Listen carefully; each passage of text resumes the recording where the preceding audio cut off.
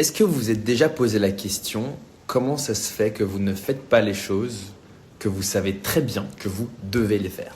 Je pense que c'est la question la plus importante de l'humanité, c'est qu'on sait ce qu'on doit faire et pourtant on ne les fait pas.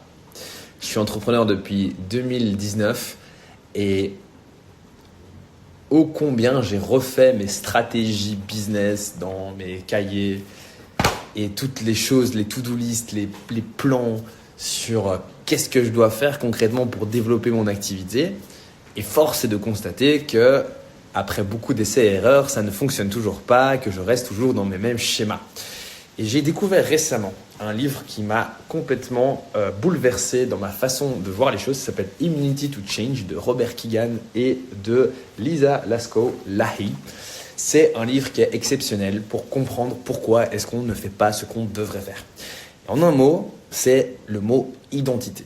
C'est à cause de notre perception de notre propre identité, ce à quoi on est attaché en tant que personne, qui nous empêche d'évoluer. Si je suis attaché à l'identité d'entrepreneur, ça va être très difficile pour moi de voter pour la taxe Zuckman et de voter pour un système qui est socialiste. Parce que j'ai une identité qui est associée à moi et que je ne peux pas avoir à la fois voté socialiste et à la fois avoir cette identité d'entrepreneur. Ce qui fait qu'il y a un clash et que inconsciemment, ce clash m'empêche d'aller vers où j'ai envie d'aller. Je ne suis pas en train du tout de dire que j'ai envie d'aller dans une direction politique socialiste, c'est pas du tout ça mon propos, plutôt l'inverse d'ailleurs. Mais si on reprend un exemple concret de mon quotidien d'entrepreneur, c'est que je me dis en permanence que je dois publier davantage de newsletters, publier davantage de contenu comme celui-ci sur Instagram, publier davantage de vidéos sur YouTube. Et force est de constater que je le fais un petit peu, mais pas de façon régulière. C'est des hauts, c'est des bas, et j'arrive pas régulièrement à m'y tenir. Et je me pose la question, du coup, j'ai fait un skill IA sur le processus Immunity to Change pour essayer de m'aider en fait à identifier c'était quoi ce qu'ils appellent le hidden commitment, donc l'engagement caché que j'ai, qui m'empêche finalement de publier du contenu. Et donc en discutant un peu avec Claude, j'en suis arrivé à la conclusion que mon hidden commitment était que si je montre mes émotions ou ma vraie personnalité publiquement, les gens, surtout mes proches, vont me percevoir comme quelqu'un d'émotionnel, de fragile, de pas compétent, juste pris par ses émotions, et ils vont s'éloigner et m'ignorer à cause de ça. Et je trouvais ça très intéressant parce que j'ai jamais été diagnostiqué TDAH et tous les 10 que vous voulez, mais à force de regarder des vidéos de gens qui en ont, je m'y reconnais quand même assez bien. Et hypersensible, tout ça. Je m'y reconnais vachement bien.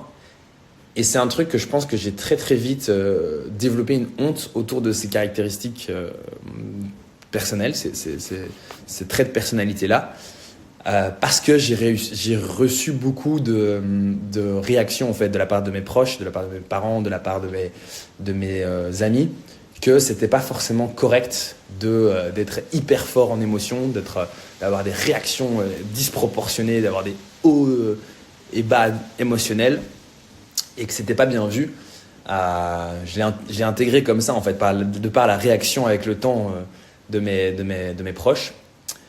Ce qui m'a donné l'idée en fait que c'était pas ok de montrer ses émotions et de parler de trucs perso, de parler de philosophie, que ça ennuyait les gens de parler de philosophie, de parler de psychologie, d'exprimer ce que je ressentais, que c'était pas grave finalement que je pète un câble au bout d'un moment sur quelqu'un. Avec ma copine aussi, c'était très compliqué pour elle d'avoir ces sauts d'humeur marqués. Et du coup, ouais, en fait, j'ai appris que quelque part, une partie de moi n'était pas forcément bienvenue en fait chez les autres. Et donc, je pense que c'est très juste ce que me dit cette skill IA sur le processus Immunity to Change, que c'est effectivement la peur de montrer mes émotions, de montrer ma sensibilité sur certains points, ou ma sensibilité en général, qui m'empêche en fait de publier de façon plus régulière. Surtout que c'est des sujets qui, précisément, ce sont ces sujets-là qui me passionnent et qui m'intéressent et qui me donnent envie de publier en fait. Donc voilà. Et dans l'exercice de Immunity to Change, il y a du coup une méthode pour sortir de pour vérifier en fait si cet engagement caché est bel et bien correct. Parce qu'en fait, quand il y a un engagement caché, je suis engagé à ne pas avoir l'air ridicule en parlant de mes émotions complètement haut et bas. J'ai une idée que parler de ces émotions, c'est quelque chose de mauvais. Donc ça, c'est une grande croyance en fait. Et donc dans le processus, il conseille d'établir des expériences dans le quotidien pour tenter de valider ou invalider cette grande croyance. Donc ça, c'est génial. Parce que du coup, pour moi, ce serait « Ok, je vais faire une vidéo », c'est exactement celle que je suis en train de faire à ce moment-ci, sur une émotion, sur un ressenti, sur quelque chose de personnel, et le partager et voir quelles sont les réactions, et pour voir si bel et bien ça c'est bien accueilli ou si c'est gênant, comme je le crois, ou voilà. Pour valider ou invalider sa grande croyance. Donc, je pense que c'est vraiment intéressant.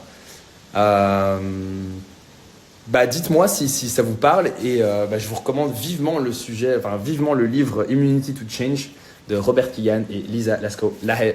Très intéressant si vous voulez sortir d'une stagnation, si vous êtes entrepreneur, de sortir d'une phase de rester toujours coincé dans les mêmes schémas mentaux qui font en fait quand vous êtes bloqué sur quelque chose que vous savez que vous devez faire mais que vous n'arrivez pas à le faire. C'est un superbe livre. D'ailleurs, je peux même vous partager la skill si ça vous intéresse. Vous pouvez commenter skill. J'avais pas prévu ça, mais vous pouvez commenter skill sur le message, sur la vidéo, et je vous envoie en DM, je vous envoie la skill. Voilà. À plus. Ciao.